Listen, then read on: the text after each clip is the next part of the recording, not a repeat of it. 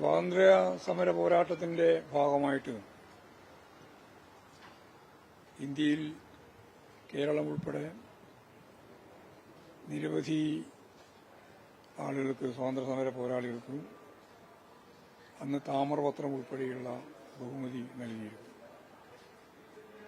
അങ്ങനെ ബഹുമതി നൽകിയപ്പോൾ അത് സ്വീകരിക്കുന്നതുമായിട്ട് ബന്ധപ്പെട്ട് പൊതുവായിട്ട് കണ്ട കാര്യം, അതിപ്പോഴ് പാർട്ടി എന്ന രീതിയിൽ തീരുമാനിച്ച് വാങ്ങുകയോ വാങ്ങാതിരിക്കുകയോ ചെയ്യേണ്ടുന്ന ഒന്നല്ല.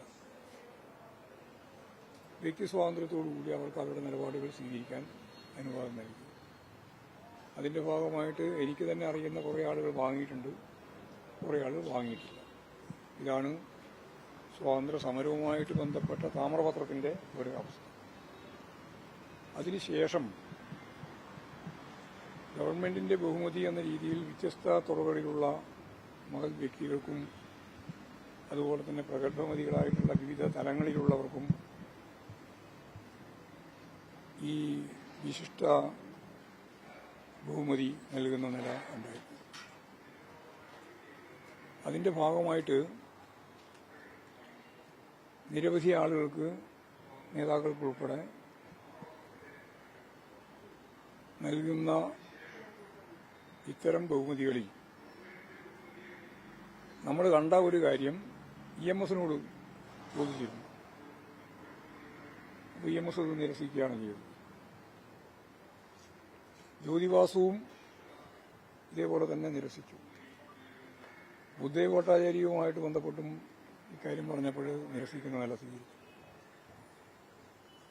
ഇപ്പോഴും പ്രശ്നം എന്താ പറഞ്ഞാൽ, ഇവിടെ സഖാവ് BSന്റെ പ്രശ്നത്തിൽ BS ഇപ്പോൾ ജീവിച്ചിരിപ്പില്ല. മരണാനന്തര ബഹുമതിയായിട്ടാണ് നൽകുന്നത്. BSന്റെ കുടുംബം അത് സന്തോഷത്തോടെ സ്വീകരിച്ചിട്ടുണ്ട്. ഞങ്ങളെ സംബന്ധിച്ചിടത്തോളം പാർട്ടി എന്ന രീതിയിൽ ഇവിടെ ആധികാരികമായിട്ടുള്ളത് കുടുംബമാണ്. കുടുംബത്തിന്റെ സന്തോഷത്തോടെയുള്ള സ്വീകരണത്തെ ഞങ്ങൾ അംഗീകരിക്കുകയാണ് ചെയ്യുന്നത്. ഞങ്ങളതിൽ നിന്ന് വ്യത്യസ്തമായൊരു നിലപാട് സ്വീകരിക്കേണ്ട കാര്യമില്ല. കുടുംബത്തിന്റെ സന്തോഷത്തോടൊപ്പം ഞങ്ങളും അവ സന്തോഷത്തിൽ പങ്കുചേരുക. അതാണ് അത് സംബന്ധിച്ചുള്ള കാര്യം.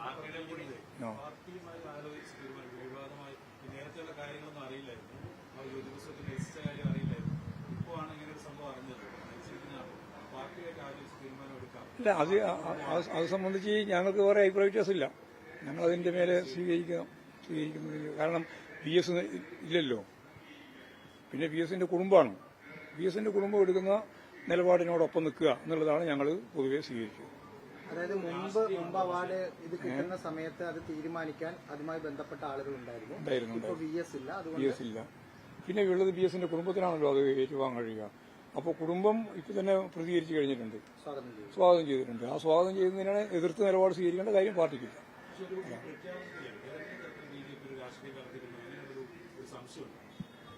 അല്ല, അങ്ങനെ ഇപ്പോൾ ഓരോന്നിനെ പറ്റിയും പറയാൻ സാധിക്കുന്നില്ല. അതിൽ അർഹതയുള്ളവരുമുണ്ട്, വേണ്ടത്ര അർഹതയില്ലാത്തവർ, അതൊക്കെ ഉണ്ടാവും, സ്വാഭാവികമാണ്. ആത്മനിഷ്ഠ ഘടകം ഇതിലൊക്കെ കലർന്നിട്ടുണ്ടാവും എന്നുള്ളത് സത്യമാണ്. അതാ ഞാൻ പറഞ്ഞത്, ഇതിലൊക്കെ ആത്മനിഷ്ഠ ഘടകങ്ങൾ സ്വാധീനിച്ചിട്ടുണ്ടാവും, സ്വാഭാവികം മാത്രമാണ്. അർഹത ഇല്ലാത്തവരെന്നല്ല ഞാൻ പറഞ്ഞത്, അത്ര ഇല്ലാതെ അങ്ങനെ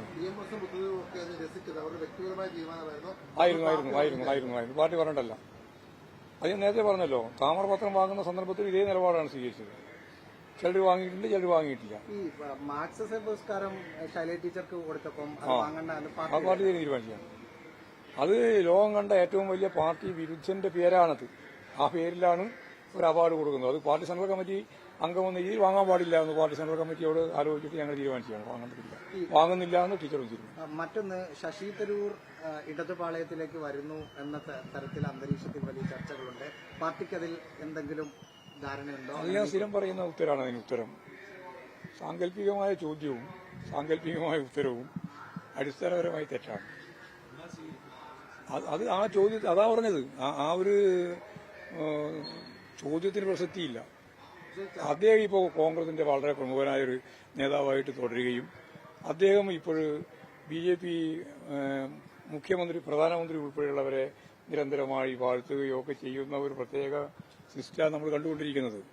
അങ്ങനെയുള്ള ഒരു സാഹചര്യത്തിൽ അദ്ദേഹം CPM-ഉമായിട്ട് ബന്ധപ്പെട്ട് പോവാണ് എന്നുള്ള പ്രചാരവേലൊക്കെ നടക്കുന്നതിൽ കാര്യമായ എന്തെങ്കിലും ഒന്നുണ്ട് എന്ന് എനിക്ക് തോന്നുന്നില്ല. അല്ല, അത് അദ്ദേഹം പറഞ്ഞത് ശരിയാണ്. അത് പ്രതിപക്ഷം ചെയ്യേണ്ടുന്നൊരു കാര്യമാണ്. ഒരു പ്രതിപക്ഷം ചെയ്യേണ്ടുന്ന ധർമ്മം മാത്രമേ അദ്ദേഹം നിർവഹിച്ചുള്ളൂ. അതെന്താ പറഞ്ഞാൽ ക്രിയാത്മകമായ പിന്തുണ നൽകുക, തെറ്റാണ് എന്ന് അവർക്ക് തോന്നുമ്പോൾ അതിനെ ശക്തിയായിട്ട് എതിർക്കുകയും ചെയ്യാം. ഇവിടുത്തെ പ്രതിപക്ഷം അങ്ങനെയല്ല.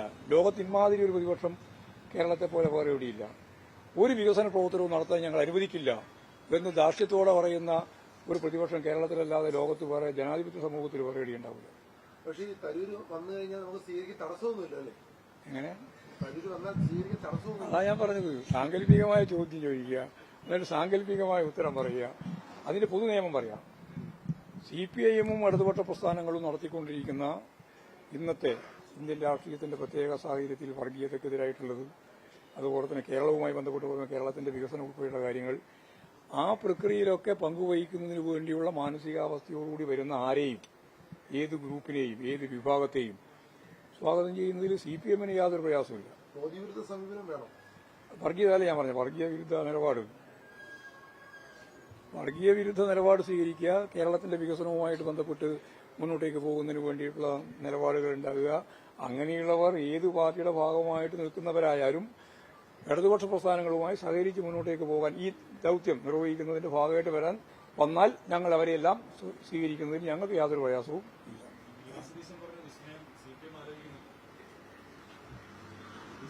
വി ഡി സതീശൻ പറഞ്ഞ വിസ്മയം എന്ത് വിസ്മയത്തെ പറ്റിയാണ് പറഞ്ഞുകൊണ്ടിരുന്നത്? പണ്ട് ബോംബ് പറഞ്ഞില്ലേ, അതിന്റെ 2ാം അധ്യായമാണ് വിസ്മയം. ബോംബ് എങ്ങനെയാണോ പൊളിഞ്ഞത് അതുപോലെ വിസ്മയവും പൊളിയും. അത്രയേ ഉള്ളൂ കാര്യം. അദ്ദേഹം ഇങ്ങനെ ഓരോന്നിങ്ങനെ ഇടക്ക് പറഞ്ഞുകൊണ്ടിരിക്കുകയാണ്, വർഗീയ വിരുദ്ധം പറയുന്ന പോലെ. ജമാഅത്തെ ഇസ്ലാമിയെയും കൂടി ചേർത്തിട്ട് വർഗീയ വിരുദ്ധം പറയുന്നതിന്റെ അടിസ്ഥാനം എന്താ? അതുപോലെയുള്ളൂ കാര്യം.